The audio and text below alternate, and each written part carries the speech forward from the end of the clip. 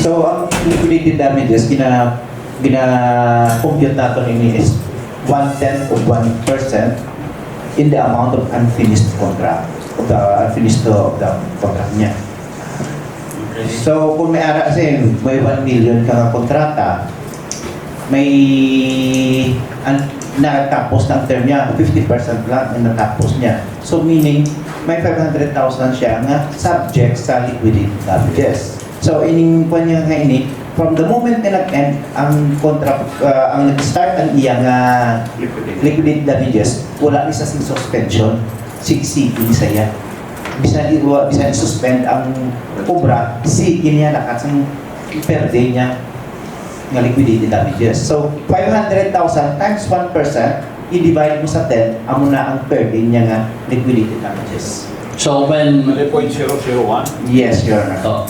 So, meaning, paano hindi natin makolek sa iya during the pag-bill nila sa payment, pinadidak. during final billing? Yes. Paano karon kung Ay, hindi sila? per progress billing. Per progress billing nila? Oo. Per progress billing or during ano? Kung progress billing siya, nga natapos na ang iya construction period, mabuhin ang kitadra na tabuhin. Pero kung progress billing siya nga wala pa matapos ang construction period niya, wala kita gabuhin. Okay. So, and then how do we account that? Gina-take nato ni siya as miscellaneous income.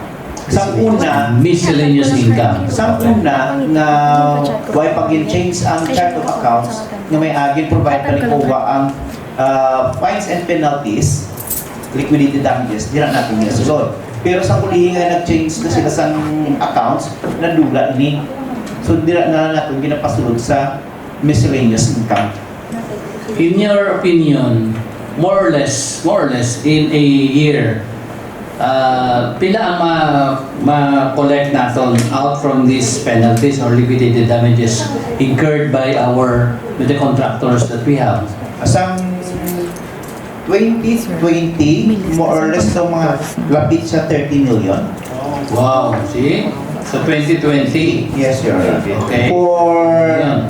2021, that's around 14 million. Okay. 2022 mo meron. 2022, that's around 23 million. Okay. So we will add all of them. And 2023, yeah, 23 million.